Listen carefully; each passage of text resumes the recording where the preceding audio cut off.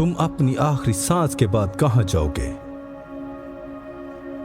تمہاری روح ابدیت میں چلی جائے گی۔ کیا تم اس کے لیے تیار ہو؟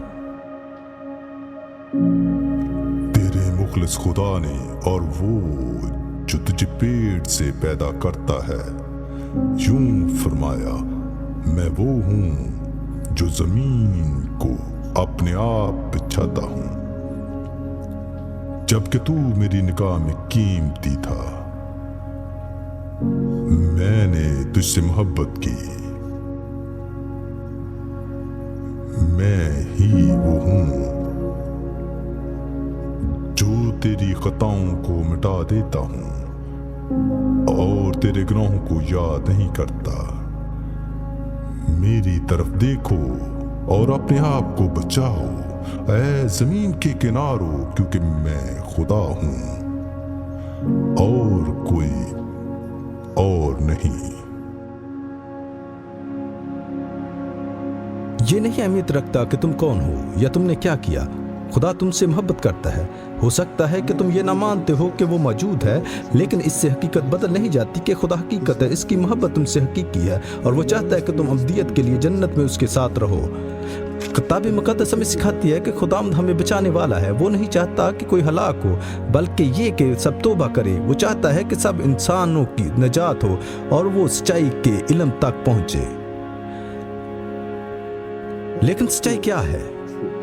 ہم ایسے دور میں رہتے ہیں جس میں بے شمار غیر یقینی صورتحال ہے، جھوٹ ہے، جھوٹے مذاہب ہیں۔ یسوع فرماتا ہے، جو کلمہ میں تم سے کہتا ہوں وہ روح اور زندگی ہے۔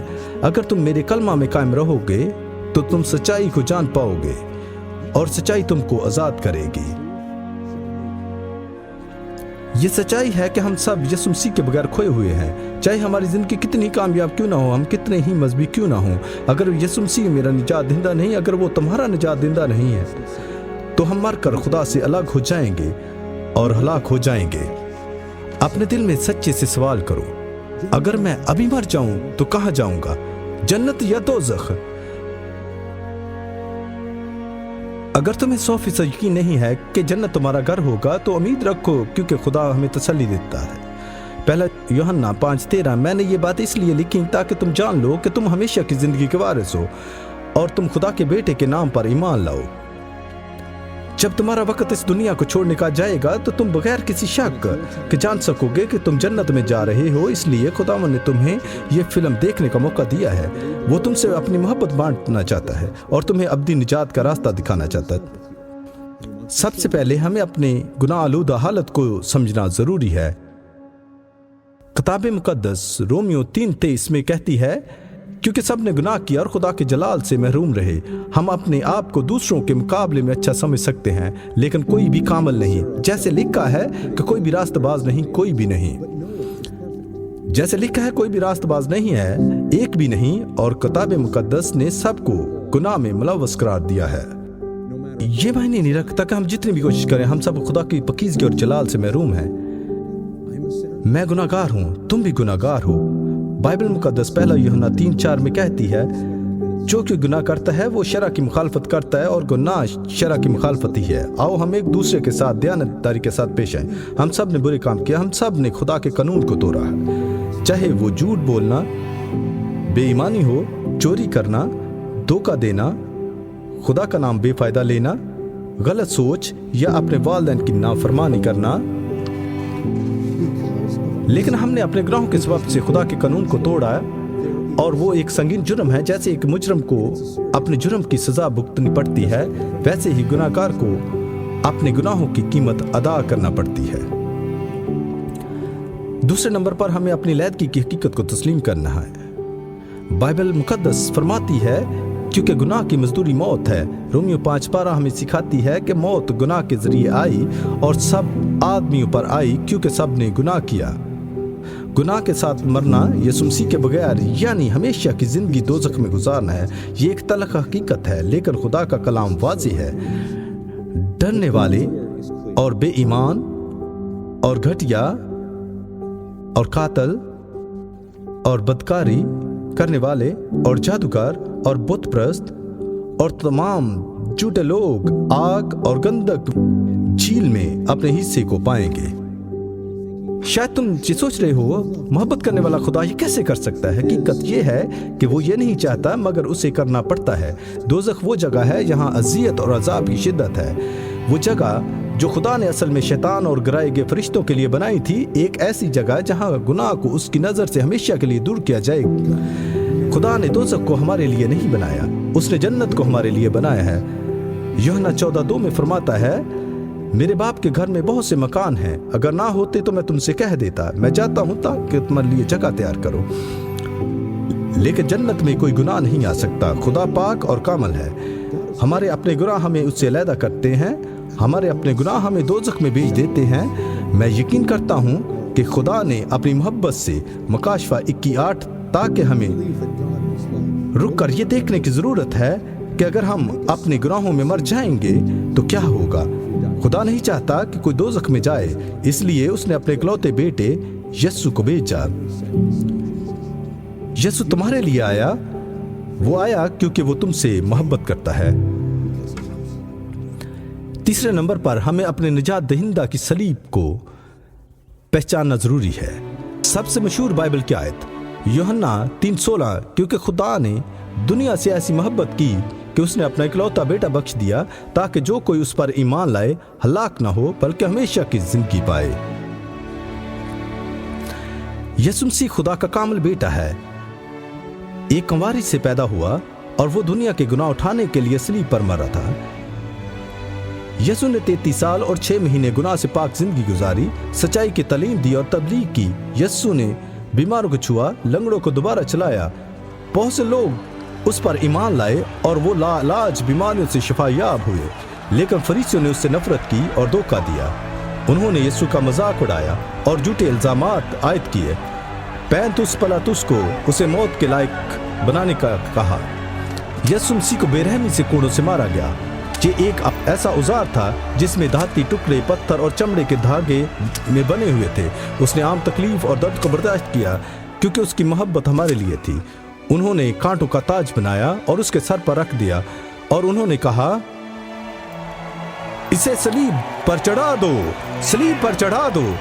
लेकिन यह सब खुदा की मोहब्बत भरी निजात का हिस्सा था। यीशु ने जुर्तमंदी से कलवरी की पहाड़ी पर यरूशलेम के बाहर अपने आप को हमारे लिए कुर्बान कर दिया। खुदा की मोहब्बत को हम इस तरह पहचानते हैं कि उसने अपनी जिंदगी हमारे लिए कुर्बान कर दी। उसने अपने आप को कुर्बानी के तौर पर दिया और अपने खून से हमारे गुनाहों का कफारा दिया ताकि हमें दोज़ख से बचा सके।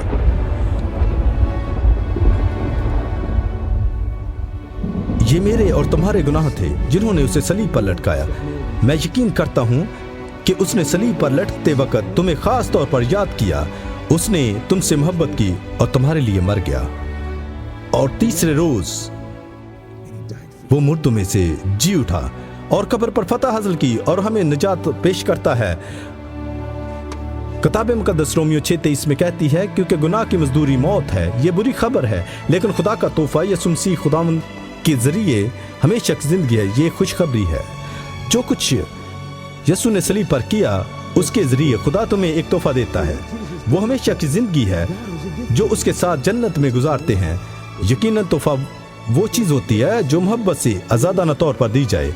ये कमाई नहीं जाती और ना ही तुम उसे हासिल कर सकते हो।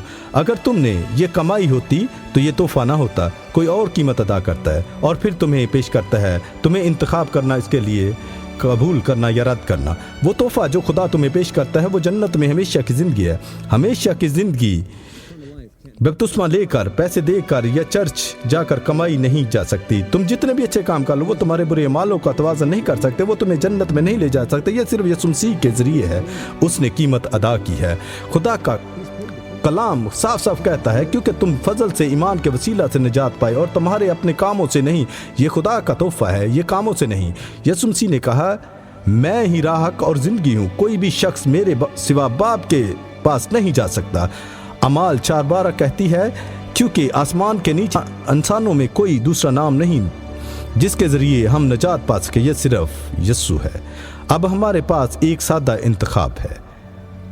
खुदा रोमियो 10:13 में वादा करता है, क्योंकि जो कोई खुदावंद के नाम पर पुकारेगा वो निजात पाएगा। दोस्त वो आसमान पर खड़ा है, अपनी मोहब्बत के साथ अपने बाजू खोलकर तुम्हारे ईमान के जरिए उसे कबूल करने का इंतजार कर रहा है।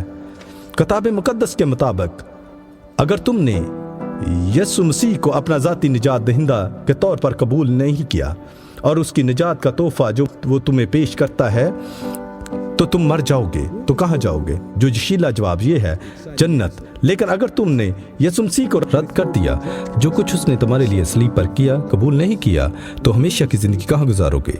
संजीदा जवाब ये है, दोज़ख। अब तुम्हारे पास इंतखाब है, एक ज़ाती फैसला करने का मौका, क्योंकि ना तुम खुदावंद से पुकार कर उसे निजात देने के लिए कहो, इस लम्हे में मैं तुम्हें दरख्वास्त कर रहा हूँ, मेरे साथ दुआ में शरीक हो जाओ। यकीनन अल्फाज कहना तुम्हें निजात नहीं देगा, लेकिन दिल से ईमान की दुआ कर कि यीशु मसीह से पुकारना कि तुम्हें निजात दे। खुदा सुन रहा है, बिल्कुल अभी।